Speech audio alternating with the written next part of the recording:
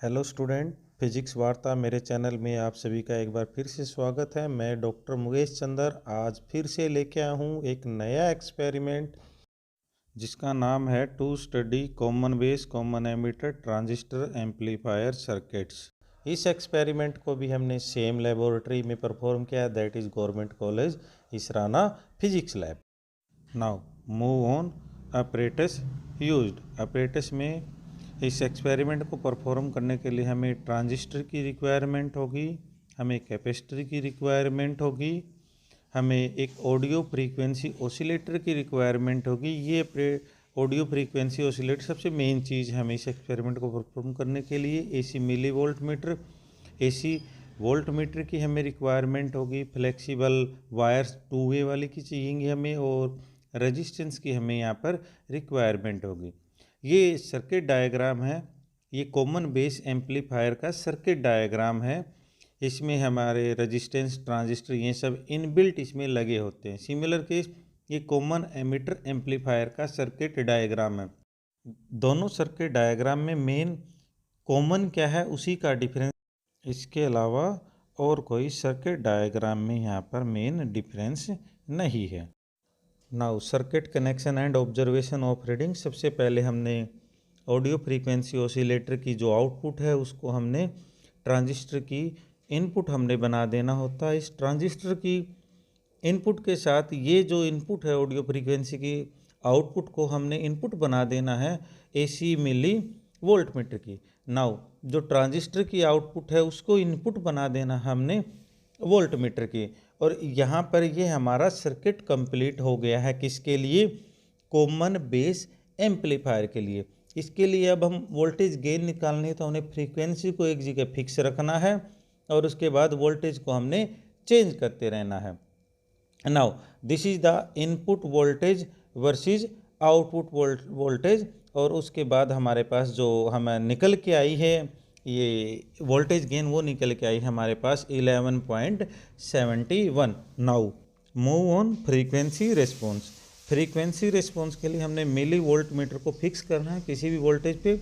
उसके बाद फ्रीक्वेंसी को धीरे धीरे चेंज करना है। ये जो नीचे वाला स्क्रू है इस स्क्रू से हम चेंज कर सकते हैं। ऊपर वाला जो स्क्रू है ये मल्टीप्लायर होता है, जितना यहाँ पर चेंज करेंगे उतना ही ऊपर वाले फ्रीक्वेंसी का जो पॉइंटर है उस पॉइंटर से हमने इसको मल्टीप्लाई कर देना। स्टार्टिंग में इसको जैसे जैसे हम चेंज करते हैं ये स्लाइटली इंक्रीज होगा, देन उसके बाद जैसे भी हम इसको चेंज करते रहें ये इंक्रीज नहीं होगा, ये कांस्टेंट होगा। देन उसके बाद हमने मल्टीप्लायर को चेंज करना। देखिए अब ये आउटपुट वोल्टेज है वो क्या हो रही है, यहाँ पर डिक्रीज हो गई है। इसका मतलब कि हमारा फ्रीक्वेंसी रिस्पॉन्स बिल्कुल सही है।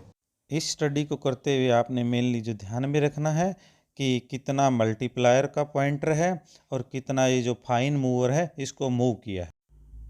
मेरे चैनल फिजिक्स वार्ता को लाइक करें, शेयर करें और सब्सक्राइब करें। बेल आइकन को ज़रूर दबाएं ताकि आपको नोटिफिकेशन लगातार मिलते रहें। Move on calculation. सबसे पहले list count input volt meter की हमने देखनी है, ये है 20 मिली वोल्ट।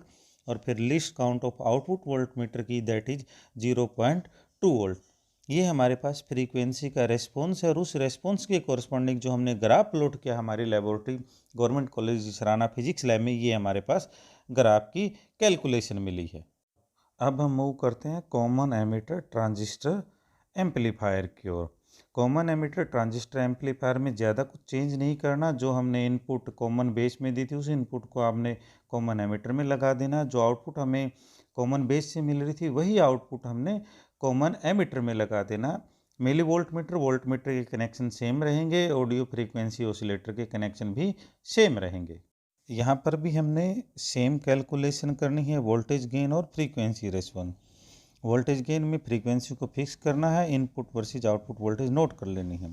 फ्रीक्वेंसी गेन में सबसे पहले हमने ये देखना है ये पॉइंटर ऐसे हिलना नहीं चाहिए, इसको हमने रोकना है। रोकने के लिए हमने फ्रीक्वेंसी को बढ़ा देना है ताकि ये पॉइंटर रुके। उसके बाद हमने फ्रीक्वेंसी को चेंज करना है, इनपुट वोल्टेज को फिक्स रखना है, आउटपुट वोल्टेज की नोट करनी है जैसे जैसे हम फ्रीक्वेंसी को चेंज करेंगे। अब जैसे ही फ्रीक्वेंसी हम बढ़ाएंगे देखना ये रेस्पॉन्स जो आउटपुट वोल्टेज का बढ़ रहा है।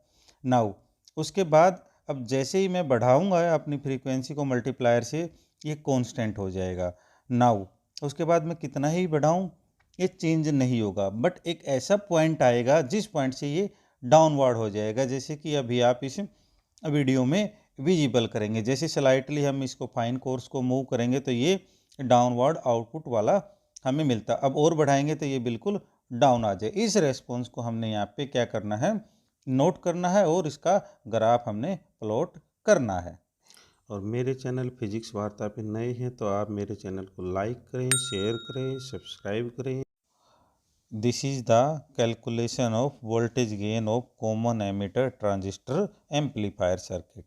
Now move on frequency response। ये हमारे पास frequency response common emitter amplifier का, यहाँ पर इनपुट वोल्टेज हमने 400 मिली वोल्ट पे रखी है और इसके बीच की कांस्टेंट रीडिंग मैंने नहीं ली है। जो इंक्रीजिंग और डिक्रीजिंग वाली वैल्यूज हैं वो मेनली यहाँ पर मैंने नोट की हैं और ग्राफ को प्लॉट किया। इनकी कैलकुलेशन मैं आपको पहले ही बता चुका हूँ, इसलिए आपने दो रिजल्ट कैलकुलेट करने हैं। एक आपने गेन निकालना है और एक आपने यहाँ पर फ्रीक्वेंसी रेस्पॉन्स निकालना है। गेन मैं पहले ही आपको बता चुका हूँ और यहाँ पर हमारे पास जो फ्रीक्वेंसी रिस्पॉन्स के कोरस्पॉन्डिंग जो बैंडविड्थ हमें मिली है वो मिली है हमें 1900 हर्ट्ज।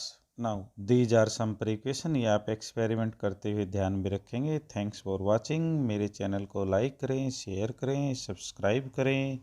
फिजिक्स वार्ता @dr.mukesh।